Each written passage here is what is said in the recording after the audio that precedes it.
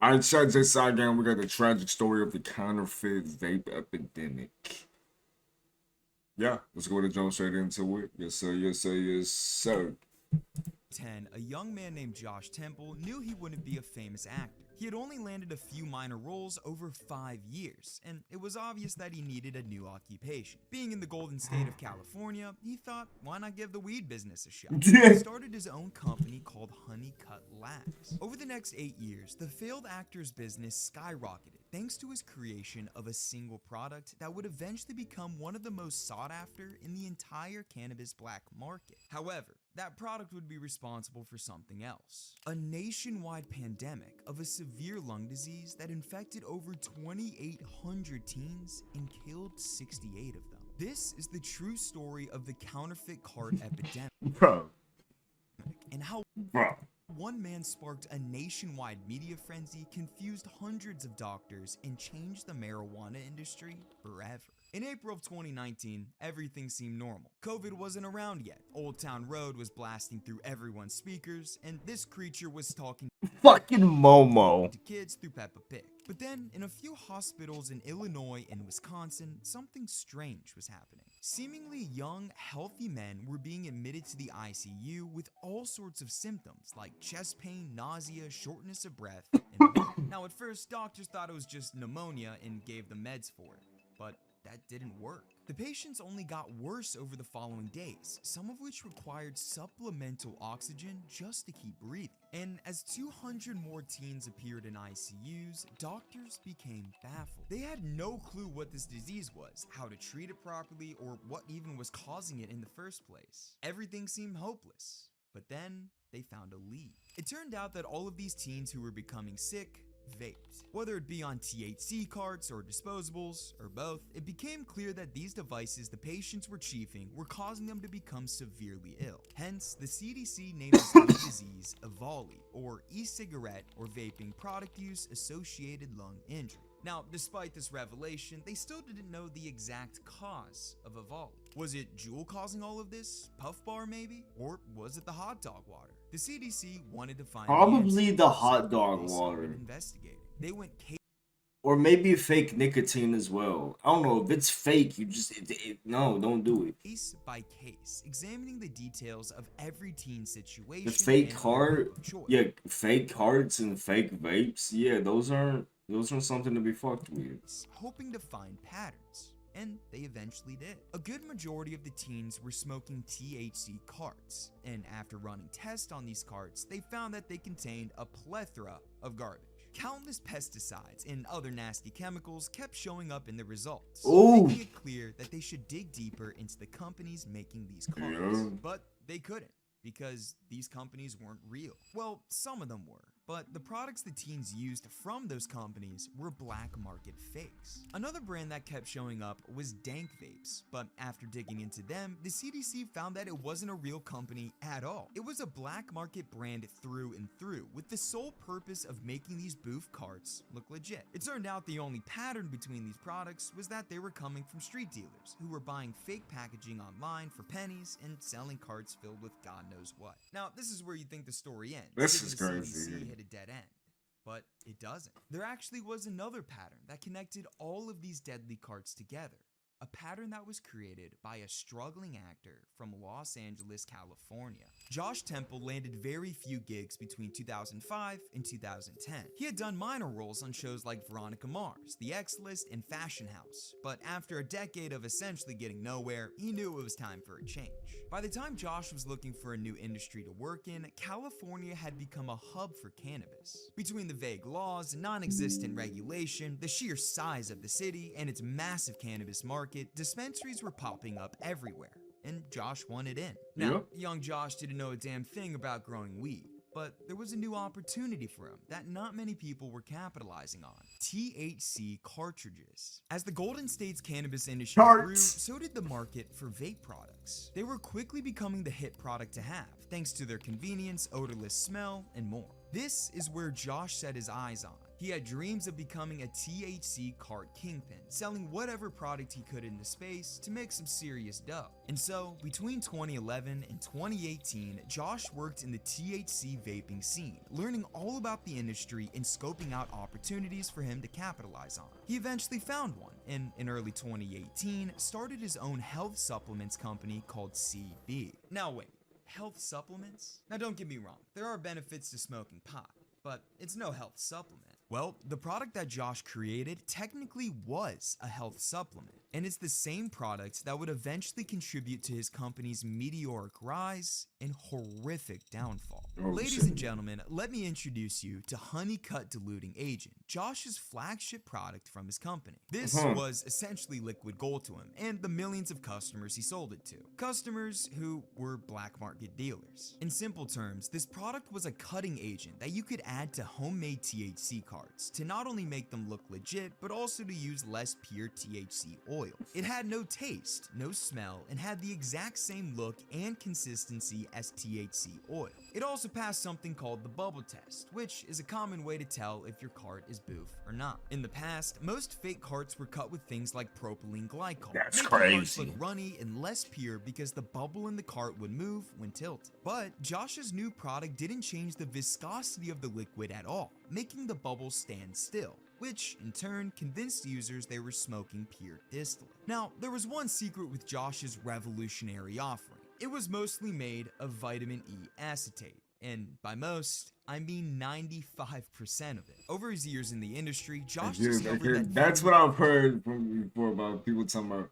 There's someone mentioned it before talking about smoking vitamin E. I think it was fucking either Max Taylor Lives or Joe Bartolos, whatever the fuck his name is. Shout out, homie, he's funny. E acetate, a chemical compound usually found in skincare products, was a beautiful substitute for THC oil. And even better, it was dirt cheap. He could buy a liter of raw vitamin E acetate for anywhere between $8.50 to $42.60, repackage it, and mark it up between $1,100 and $13.50 a liter. A 13,000% profit margin. And Damn. before you assume people would be crazy enough to buy that, illicit dealers ate it up. They could easily pocket an extra $5,000 in profit on average by stretching their supply of THC oil with Josh's cutting agent. It was a win-win for both parties. Josh's See, profit this is simply the reason why I'm gonna just say this. I'm gonna just say this for like weed, right? Whenever you legalize it recreationally, you can actually make it safe for people to use it. Whenever it is illegal and people are gonna use it regardless of what the fuck you think, you know what I mean? People, whatever the hell the mayor, the fucking governor, whatever things, people are still smoking weed they're still gonna be smoking weed, you know what I mean? This shit. This shit, like, what it be? I mean, unless you're underage, but still, then you could probably find somebody to get you that gets you shit from a dispensary. You know what I mean? But underage, that's the only way I can see this fully as a problem off the top of my head. Cause like if you make it legal, then you can regulate it. Then you can give it safely to the public. You know what I mean? And not be like, you can't smoke this shit. And if you try to, you may end up not having a good time because you may end up running into some fake shit that could have been avoided if we just legalized it in the first place. Because of who you are and how you're trying to get it. You know what I mean? Like some like fucking, you know, like some 30-year-old or some shit trying to get like a cart or some shit, you know what I mean, in an illegal state or whatever the fuck, you know what I mean, and it's like a fent cart or some shit. It's like could have been avoided if there was just like a recreational like dispensary bro could have went to, you know what I mean. margins were through the roof, and street dealers could make thousands in extra profit. And I haven't even touched on the best part of all of this. It was all legal. Well, not the whole selling hot dog OG to teenagers, but the part about Josh's vitamin E concoction. Because vitamin E acetate is considered a health supplement and not a THC product, Josh could sell his stuff online and nationwide to anyone who wanted to buy it. He didn't need any special license or have any That's regulatory crazy. body to comply with. As a matter of fact, anyone could buy pails of this shit online.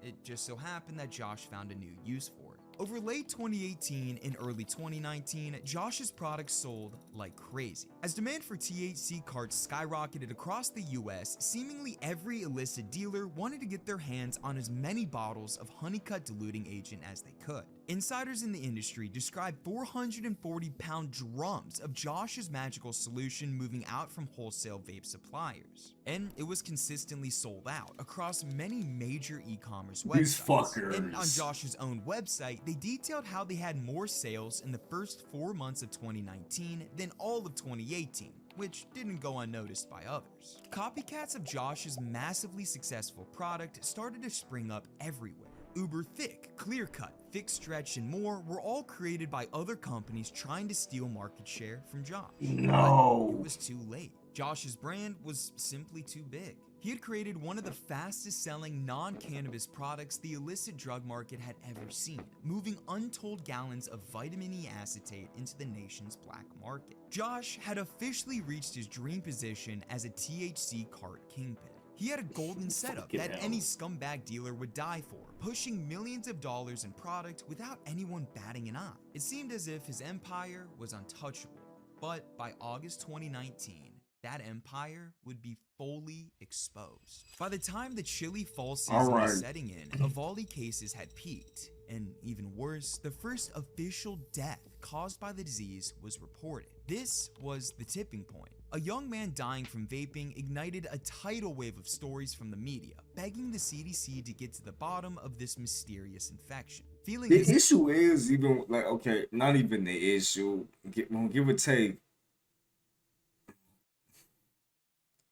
I'm gonna say this: I don't trust the CDC or the FDA. Intense pressure. The CDC kept digging, trying to find. I think there's reasons. All the products these teens were using, and I think you can guess. I think there's reasonings for that. Almost every single cart they tested contained vitamin E acetate, which, while safe, I'm not saying everything they have is like, you know, like in my opinion, stupid. Nah. I'm not saying that, but I don't trust CDC or the FDA to the complete 100%. We're using, and I think you can guess what they found. Almost every single cart they tested contained vitamin E acetate, which, while safe for ingesting or putting on your face, is poison for your lungs. The CDC found that when vaporized, the chemical caused shortness of breath, fever, vomiting, and worst of all, lipoid pneumonitis, a rare condition that results from fat particles being inhaled into your lungs. This was the missing pattern. I mean, no wonder doctors had zero clue what disease these kids had. They had never seen anything like it before because no one had ever vaped vitamin E acetate. As news outlets took this information to the masses, Josh could smell blood in the water. He knew something terrible was coming for him, so he acted fast. Like, really fast. On August 23rd, the same day of the first Avali death, Honeycut changed its registered corporate address to a random P.O. box. 4 days later, he changed the official ownership. How the fuck did he know, like, on the day, this shit happened? CV to add a person named Ashley Angstad, which turned out to be his girlfriend. 3 days after that, Josh called his wholesalers, ordering a recall of his products and demanding they take his stuff off store shelves. And by September 6th, he had completely shut down Honeycut's website. Now, young Josh thought this would do the trick, but the law still caught up to him. On September 9th, New York Governor Bro was trying to take the money and just dip. Cuomo announced a subpoena for Honeycut, forcing Josh to come forward with every single detail on Honeycut's safety testing, ingredients, sales data, and the quality of his raw materials and final product. Josh was now fucked. He clearly got caught red-handed and had to pay the price for it.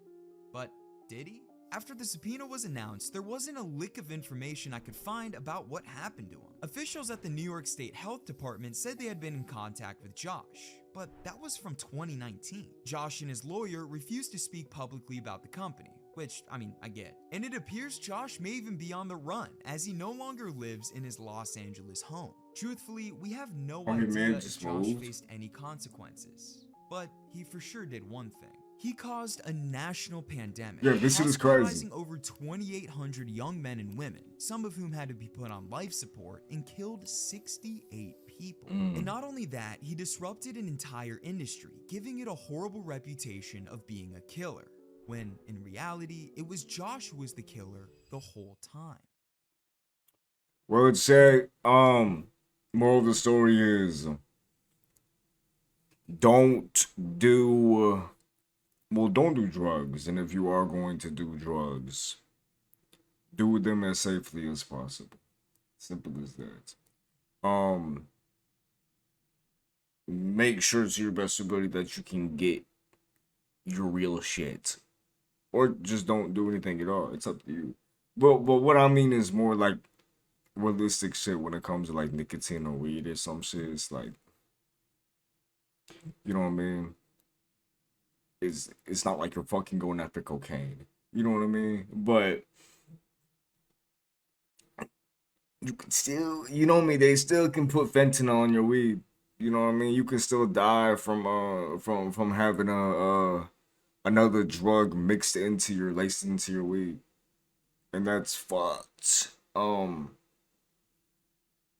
yeah, but those are like, I mean, nicotine and like weed is like the common, more casual drugs used besides caffeine and alcohol used among society. But yeah, but anyways, it's pretty much that. Y'all let me know down in the comments below if y'all did enjoy the video reaction. Guys, with you guys, if you're not putting anything in life you cannot handle, it's been JCRI. Y'all have a blessed one. And is there another one? Yes, there is. We have another video, yes sir.